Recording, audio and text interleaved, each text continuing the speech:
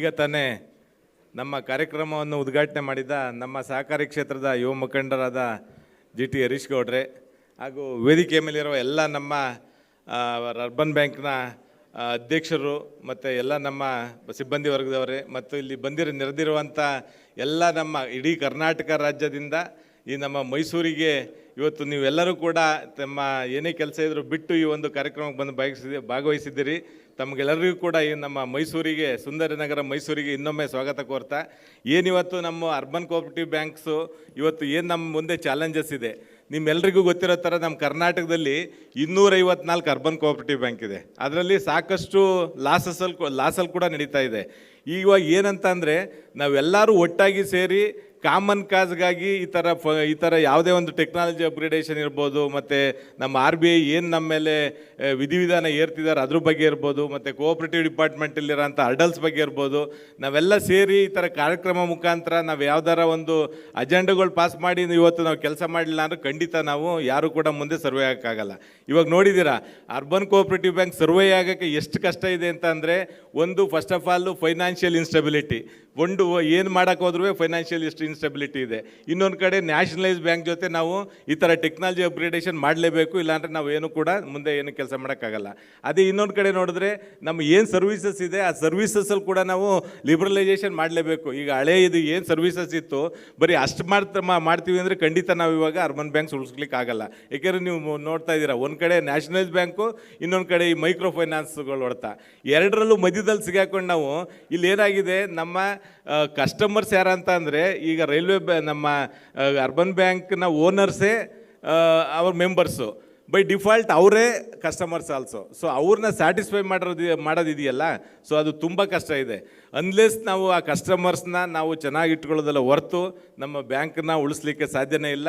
ಇವತ್ತು ಆದರೂ ಕೂಡ ಇಷ್ಟು ಒಂದು ಕಷ್ಟ ಇದ್ದರೂ ಕೂಡ ಇವತ್ತು ಎಲ್ಲ ನಮ್ಮ ಅರ್ಬನ್ ಕೋಆಪರೇಟಿವ್ ಬ್ಯಾಂಕರು ಸೇರಿ ಇವತ್ತು 88 ಕರ್ನಾಟಕ ರಾಜ್ಯದಲ್ಲಿ 88,000 ಕೋಟಿನ ನಾವು ಒಂದುಗೂಡಿಸಿದ್ದೀವಿ. 88,000 ಕೋಟಿ ಹರಿದಾಡ್ತಾ ಇದೆ ಕರ್ನಾಟಕ ರಾಜ್ಯದಲ್ಲಿ. ಇದು ಖಂಡಿತ ಒಂದು ಈ ಸಹಕಾರಿ ಕ್ಷೇತ್ರದಲ್ಲಿ ಕೆಲಸ ಮಾಡಿರೋ ನಿಮ್ಗೆಲ್ಲರಿಗೂ ಗೊತ್ತು ಎಷ್ಟು ಕಷ್ಟ ಇದೆ ಒಂದು ಸಂಸ್ಥೆ ನಡೆಸಬೇಕು ಅಂತಂದರೆ. ಸೊ ಈ ಒಂದು ಕೊಡುಗೆ ಖಂಡಿತ, ಈ ಒಂದು ಎಲ್ಲ ಕೊಡುಗೆ ಕೂಡ ಇವತ್ತು ಯಾರು ನಮ್ಮ ಬ್ಯಾಂಕ್ ಮ್ಯಾನೇಜ್ಮೆಂಟ್ ಇದೆ ಮತ್ತು ಸಿಬ್ಬಂದಿ ವರ್ಗದಿದೆ ಖಂಡಿತ ಅವ್ರಿಗೆ ಸೇರುತ್ತೆ. ಎಲ್ಲರೂ ನಾನು ಹೇಳೋದಿಷ್ಟೇ, ಎಲ್ಲರೂ ಕೂಡ ಪಾರದರ್ಶಕತೆಯಿಂದ ಸಹಕಾರ ಕ್ಷೇತ್ರದಲ್ಲಿ ಕೆಲಸ ಮಾಡೋಣ ಅಂತ ಇದ್ದರೆ 100% ಎಲ್ಲ ಇನ್ನು ಸಹಕಾರ ಕ್ಷೇತ್ರಗಳು ದೊಡ್ಡ ಮಟ್ಟಕ್ಕೆ ಬೆಳೀತವೆ. ಇವತ್ತು ಏನಾಗಿದೆ, ಎಲ್ಲೋ ಒಂದು ಕಡೆ ನಾವು ಹೇಳ್ತಾ ಇರ್ತೀವಿ ನಾವು ಹೊಸ ಒಂದು ಇವ್ರು ಬರಬೇಕು, ಮುಖಗಳು ಬರಬೇಕು, ಒಳ್ಳೆ ಕೆಲಸ ಮಾಡಬೇಕು ಅಂತ.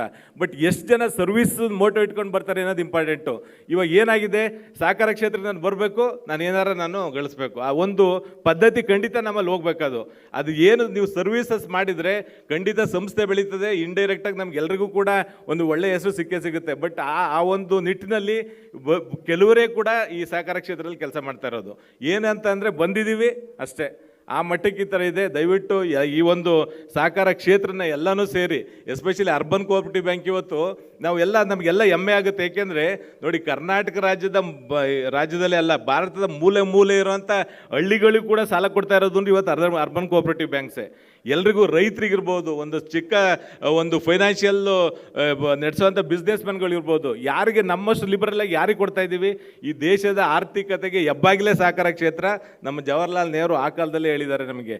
ಸೊ ಏನು ಅವರು ಕೊಟ್ಟಿದ್ರು, ಒಂದು ಊರಿಗೊಂದು ಪಂಚಾಯತ್ ಇರಬೇಕು, ಒಂದು ಸಹಕಾರ ಸಂಘ ಇರಬೇಕು, ಒಂದು ಇದಿರಬೇಕು ಅಂತ ಹೇಳಿದ್ರು. ಅದನ್ನೆಲ್ಲ ನಾವೆಲ್ಲ ಸೇರಿ ನಮ್ಮ ದೇಶಕ್ಕೆ ಮತ್ತು ರಾಜ್ಯಕ್ಕೆ ಮಾಡೋ ಅಂಥದ್ದು ನಮ್ಮೆಲ್ಲರೂ ಜವಾಬ್ದಾರಿ ಅಂತ ಹೇಳ್ತಾ, ಮುಂದಿನ ದಿನಗಳಲ್ಲಿ ಈ ಒಂದು ಸಹಕಾರ ಕ್ಷೇತ್ರನ ಬೆಳೆಸೋಣ ಅಂತ ಹೇಳ್ತಾ, ಇವತ್ತು ಸಾಕಷ್ಟು ಟೈಮ್ ಇಲ್ಲ, ನಿಮ್ಮ ಜೊತೆ ಎಲ್ಲ ಚರ್ಚೆ ಮಾಡೋದು ಸಾಕಷ್ಟು ವಿಷಯ ಇತ್ತು. ಖಂಡಿತ ನಾನು ಲಾಸ್ಟ್ ಒಂದು ಮಾತು, ನನ್ನ ಬೈ ಎಕ್ಸ್ಪೀರಿಯನ್ಸ್ ನಾನು ಹೇಳ್ತಾ ಇದ್ದೀನಿ. ನಾನು ನಮ್ಮ ರೈಲ್ವೆ ಕೋಆಪರೇಟಿವ್ ಬ್ಯಾಂಕಲ್ಲಿ 6ನೇ ಬಾರಿಗೆ ಅಧ್ಯಕ್ಷರಾಗಿದ್ದೀನಿ, 6ನೇ ಬಾರಿಗೆ ನಿರ್ದೇಶಕನಾಗಿದ್ದೀನಿ, 3ನೇ ಬಾರಿಗೆ ಅಧ್ಯಕ್ಷ ಆಗಿದ್ದೀನಿ. ನಂದೊಂದು ಏನಂತ ಅಂದರೆ, ನಾನು ಯಾವತ್ತೂ ಸಾಲ ತಗೊಳ್ಳಿ ಅಂತ ಹೇಳಲ್ಲ, ನಮ್ಮ ಎಲ್ಲ ಮೆಂಬರ್ಗಳಿಗೂ ದಯವಿಟ್ಟು ಸೇವಿಂಗ್ಸ್ ಮಾಡಿ ನಿಮ್ಮ ದುಡ್ಡು ಅಂತ ಹೇಳ್ತೀನಿ. ಸೊ ಆ ಸೇವಿಂಗ್ಸ್ ಅದೊಂದೇ ನಾವು ಮೇಯ್ನಾಗಿ ಇಟ್ಕೊಂಡು ಫೋಕಸ್ ಮಾಡಿದ್ವಿ. ಈ ಒಂದು 6 ತಿಂಗಳಲ್ಲಿ 100 ಕೋಟಿ ನಮ್ಗೆ FD ಬಂತು. ಸೊ ಜನಗಳಲ್ಲಿ ಸಾಲ ತಗೊಳ್ಳಿ ಅಂತ ಹೇಳೋಕ್ಕಿಂತ ಮುಂಚೆ ಅವ್ರಿಗೆ ಹೇಳ್ಕೊಡೋಣ, ನೀವು ಫಸ್ಟು ನೀವು ಫೈನಾನ್ಷಿಯಲ್ ಸೇವಿಂಗ್ ಮಾಡಿ, ನಿಮಗೆ ಖಂಡಿತ ನಿಮ್ಗೆ ಮುಂದೊಂದಿನ ಒಳ್ಳೆಯದಾಗುತ್ತೆ ಅಂತ. ಈ ಒಂದು ನೀವು ಹೇಳ್ಕೊಡಿಬೇಕಾದ್ರೆ ಖಂಡಿತ ನಿಮ್ಮ ಬ್ಯಾಂಕಿಗೆ ದುಡ್ಡು ಬರುತ್ತೆ, ಆ ದುಡ್ಡು ಮೇಲೆ ನೀವು ಸಾಲ ಕೊಡ್ತೀರಾ, ಸಂಸ್ಥೆ ಚೆನ್ನಾಗಿ ನಡೆಸ್ತೀರಾ. ಇಷ್ಟು ಹೇಳ್ತಾ ಎಲ್ರಿಗೂ ಇನ್ನೊಮ್ಮೆ ವಂದಿಸಿ ನನ್ನ ಮಾತು ಮುಗಿಸ್ತಿದ್ದೀನಿ. ಎಲ್ರಿಗೂ ನಮಸ್ಕಾರ.